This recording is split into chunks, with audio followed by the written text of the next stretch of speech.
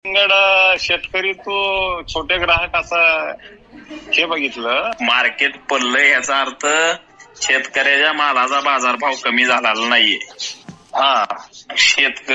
बाहेर आजही गिरायकाला घ्यायचं म्हणलं पुण्यामध्ये तरी 25 रुपये किलोनीच घ्यावा लागतं. हो, चिल्लर मध्ये 25 रुपये किलो 30 रुपये किलो देतात सर. नाही मग तुम्ही कुठेही विका, तुमच्या शेजारी आजूबाजूच्या मार्केटला जरी बघितलं तर 25 रुपयाचा किलोचा भाव आहे. म्हणजे आपल्या मालाचा बाजारभाव पडलाय का? नाही पडला. नाही चालला सर. नाही पडला नाही पाळलाय तो. कुणी पाळला तर व्यापाऱ्याने पाळला. व्यापाऱ्याने, बरोबर. आपलं घेते ते कसं 2 नंबरच्या मालाला 5 रुपयाचं कटिंग, 5 रुपये. आणि एक नंबर क्वालिटीला 8 रुपये 9 रुपये 10 रुपये असं कटिंग आहे. आपल्या आता इथं जे 25 रुपयाने विकतोय किंवा तुमच्याकडे सुद्धा जे तुमच्या भागात 25 रुपयाने विकतोय हा सगळा 2 नंबर क्वालिटीचा माल आहे. हो, बरोबर आहे सर. भले आपण 5 मिनिटं 1 नंबर क्वालिटीचा जरी समजला, आपली खरेदी 10 रुपयाची शेतकऱ्यापासून, मार्केटला विक्री 25 रुपये, म्हणजे मधले 15 रुपये जे खाणार आहेत का त्यांनी बाजार पाडलेला आहे. बरोबर. म्हणून आमचा सांगण्याचा उद्देश काय, 25 रुपयाचा बाजार पाहिजे तर स्वतः विकाय पाहिजे. हो, बरोबर आहे सर. म्हणून मी प्रत्येकाला सांगतो, आता आमच्याकडनं खाल्लं काय शेतकरी येत आहे, आपण फक्त शेतकऱ्यांना गायडन्स करतोय. समोर कोण व्यापारी असेल घ्यायला तयार, आपण काय करतोय की बाबा एक ग्रुप तयार केला. आता काय झालंय, तुम्हाला पुण्यात घेणारा कोण आहे हे माहित नाहीये. बरोबर आहे सर. म्हणजे छोटे मोठे व्यापारी हे ते कोण आपल्याला माहित नसतात.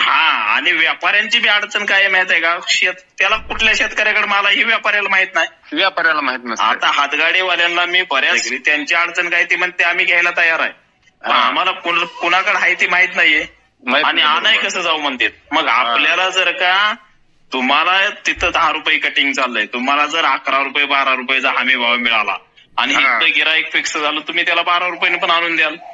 देतो आम्ही 12 रुपये. मग आपण काय केलंय की आता ही मार्केटमध्ये गेलं 10 रुपये कॅरेटला हमाली, तिथं 50 पैसे गेले, आपले हमालीतच 50 पैसे गेले.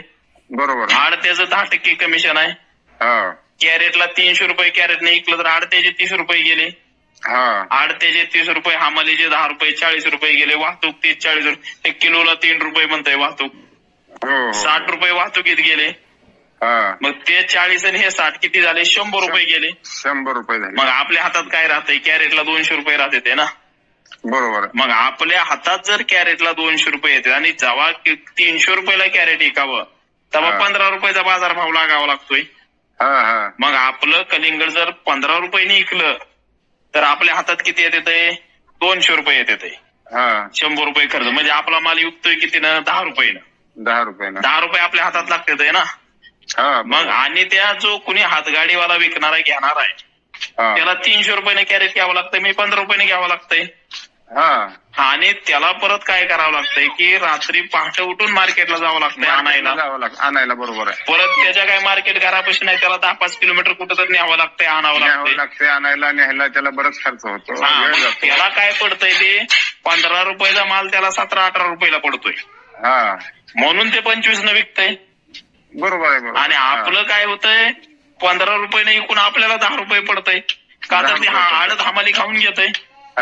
मग आमचा म्हणण्याचा उद्देश काय आहे की आम्ही जे फेसबुकवर ह्याच्यावर टाकतो ह्याचा उद्देश काय आहे, खालनं शेतकरी जमले पाहिजेत आणि इकडून व्यापारी जमले पाहिजे, व्यापारी किरकोळ छोटे व्यापारी. मग आता आमचं काय ह्याच्यात, आता तुमच्या लक्षात आलं, त्या खातगाडीवाल्याला कितीला मिळतंय, ते 18 रुपयाने त्याच्या घरी पोहोचतंय. शेतकऱ्याच्या हातपात्रात कितीने पडतंय, 15ने विकलं तर 10 पडतंय. मग माझं म्हणण्याचा उद्देश किंवा हे आपण चालू केलेल्याचा उद्देश काय आहे की आम्ही दोघांच्या मध्ये सांगण काढून देतो. आमचं त्याच्यात काही कमिशन नाहीये. नाही, बरोबर आहे. आम्ही कुणाचा भाव ठरवत नाही, आम्ही कुणाला सांगत नाही, फक्त दोघांचे एकमेकाला नंबर द्या ना. तुम्ही तुम्हाला जसं पटेल तसं करा, एकमेकाला फुकट द्या ना, तर काय करायचं ते करा. बरोबर आहे. म्हणजे तुम्ही एक सोयरीक जुळवण्याचे. मग काय त्याच्यातनं काय होईल, समजा त्याला 18 रुपयाला पडतंय, त्याला जर तुम्ही म्हणले मी 15 देतो तुला बाबा, तर त्याला 15 पोच मिळेल, त्याच्या घरी मिळेल. 2-3 टन त्याने घेतलं तर 3 टनाची तर पिकअप येते, 3 टन तुम्ही त्याच्या घरी नेऊन द्याचा. हो, बरोबर. आणि का नाही देणार तुम्ही, तुम्हाला हातात 10 मिळते ती 15 देतोय. 15 देतो बरोबर. किलोला 5 रुपये म्हणजे 3000 टनाचे 15,000 ते तुम्हाला जास्ती देणार आहे गाडी, जास्ती देणार. हा मग दोघाचा बी फायदा आहे का नाही? त्याही बिचाऱ्याची रात्रीची झोप मोड होणार नाही, त्यालाही सकाळी 7 वाजता दुकान लावता येईल आणि तुम्हालाही पैसे जास्ती मिळतात. हे मधले जे लोक आहेत ते हे सगळे दलाली बंद होते ना. आणि ह्या दलाल्यांची काय झालंय माहित आहे का? त्यांची इकी आहे, आपल्या शेतकऱ्याची इकी नाहीये. एकी नाही बरोबर. दलालाचं कसं असतं, एकमेकाला लगेच फोन मारते, हॅलो मी तो अहो ते 2-4 दलाल जर फिरून गेले ना त्या प्लॉटला, त्याचा प्लॉटच घेत नाही ते. अरे मी जाऊन आलोय म्हणते, एकमेकाला फोन मारते, ते गेलता का तिकडे, ते पलीकडे जांभळाचं झाड होतं तिथलं मी बघून आलोय, 6 रुपयाच्या वर मागू नको, असे खोडे करते ते लोक. मग आपल्या शेतकऱ्याचं ह्याच्यात नुकसान होतं आणि शेतकऱ्याकडे काय पर्याय नाही दुसरा, पर्याय नाही बरोबर. मग माझं म्हणण्याचा उद्देश काय किंवा सगळ्या शेतकऱ्यांना आपण काय सांगतोय, बाबा आपण जर का रात्री अपरात्री कधी जरी दार धरायला उठत असेल, लाईट आली की जातोय, रात्री 2-2 वाजता जातोय, पहाटे सकाळी उठून फवारतोय थ्रिप्स येतय म्हणून. मग जर का 2 महिने कष्ट घेऊन आपण प्लॉट सांभाळला तर एकरभर कलिंगडी काय लागतंय हो, 3 दिवसात विकते बरोबर. आपण स्वतः जर रस्त्याला उभारलो, 100ला 2, 100ला 3 जर लावले तरी का नाही नेणार लोक? घेणाराला 25 रुपये किलो नाही, आता किरकोळ विक्रीला 25 रुपये बरोबर आहे. तुम्ही जर त्या रस्त्याला उभारून 20 रुपयानं लावलं तर तुम्हाला का जाग्याला फायदा होणार नाही? होतं. मग आमची जी शेतकऱ्याची पोर आहे ती का हे काय करते, ती निसताच मोबाईल घेते, ती त्याचा व्हिडिओ टाक, त्याचा व्हिडिओ टाक. अरे आपण 2 महिने कष्टानं पिकवल्या माराचे तुम्ही फोटो टाका ना. आमचा माल विकायचा सांगा. आता तुम्ही मला फोन केला म्हणून कळलं मला तुमच्याकडे माल आहे. हो माल आहे माझ्याकडे.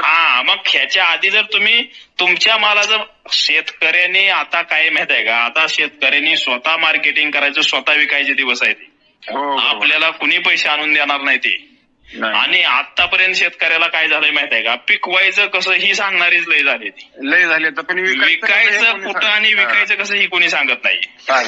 आतापर्यंत ज्या शेतकऱ्याकडे कलिंगडाचा प्लॉट आहे त्या 50% शेतकऱ्यांना बाजारभाव काय चालला हेच माहित नाही. आम्ही ते व्हिडिओ टाकले तरी लोक मला फोन करते, ते व्यापारी साहेब कशाला भाव पडताय, तुमच्यामुळे आमचं नुकसान होतंय. अरे नुकसान होतंय म्हणजे द्या ना तुम्ही पैसे वाढवून. 5-5 रुपये जर तुम्ही किलो मागं खायला लागले तर काय मग भरायचं का? शेतकरी मग आत्महत्याच करणार. मग खत किती महाग झाले, त्याचे औषध किती महाग झाले. मग तेच की 10 रुपये किलो. आता मला सांगा 5 रुपये किलो 8 रुपये किलो न कलिंगड विकल्यावर काय राहतंय हातात सांगा? काय राहणार आहे हातात? त्याचं फवारायचा औषधाचा खर्च. कलिंगडला 10 रुपयाच्या वर बाजार पाहिजे, 15 रुपये तेव्हा काहीतरी उरणार आहे. आणि आता सुद्धा मी इथून पुढे सगळ्या शेतकऱ्यांना सांगतो, 2 एकर कलिंगड लावण्यापेक्षा 1 एकर कलिंगड लावा, स्वतः विका. बरोबर. 8 रुपये किलोने जिथं विकायचंय ना तिथं 25 रुपये किलोने विकल. आज जर तुम्ही 1 एकर कलिंगड स्वतः विकलं तर तुम्ही 3 एकरा एवढे पैसे करताय. बरोबर. मग कशाला त्याला हमाली करायची? आपण एवढं खतं घाला, औषधं घाला, लोकांची दुकानं चालवायला. म्हणजे आपण आपल्या कष्टानं पिकवतोय, फक्त विकायलाच मागं पडलोय आपण. माग पडले सगळं. आणि आपली पोरं काय करतात, मोबाईलवर दुसऱ्याचे फोटो टाकत बसतात. अरे आपल्या मालाचे फोटो टाका ना, लोकांना कळू द्या, पुणे मुंबई कळू द्या लोकांना ह्याच्यापाशी माल आहे, ह्याच्यापाशी माल आहे. बरोबर. आणि आमच्या व्हिडिओच्या खाली कमेंट टाकते ते की 5 रुपये भाव चाललाय, 4 रुपये भाव चाललाय. एकानं मागं 25 रुपये किलोचा बाजार चालला होता सुरुवातीला 12-13 तारखेला, 15 रुपये 16 रुपये. त्यानं टाकलं 6 रुपये टाकलं चाललंय म्हणून. मी त्याला फोन केला आणि विचारलं, बाबा तू असं कसं काय टाकलं, 6 रुपयाचा बाजार कुठं आहे, तुझं आहे का कलिंगड? ते मला आपलं कलिंगड नाही, शेजाऱ्यानं कलिंगड लावलंय त्याची 0 रुपये टाकलंय. मला अरे असं कुठं असतं का म्हणलं? हे शेतकऱ्यामध्ये असं असतंय बघा. कुठला व्यापारी सांगतोय का बाजार वाढल्यावर? कुठला व्यापारी म्हणतोय का रेट लय वाढले? नाही. मग आपलेच आता आपले लोक काय करते, फेसबुक व्हॉट्सअपला टाकते ते जालना 8 रुपये चाललंय, यवतमाळ 5 रुपये चाललंय, सोलापूर 10 रुपये चाललंय. मग ह्याच्यामुळं काय होतं, व्यापारी लोक पुती ओळखते ते आपली. मग त्याच्यामुळं आपण जर का आता समजा आपलं एखादं पोरग आहे, आपण जर त्याला राम म्हणायच्या ऐवजी राम्या म्हणलं तर अख्खं गाव त्याला राम्या म्हणणार आहे. बरोबर. आपण जर त्याला रामभाऊ म्हणलं तर अख्खं गाव रामभाऊ म्हणणार आहे. बरोबर आहे. मग आपण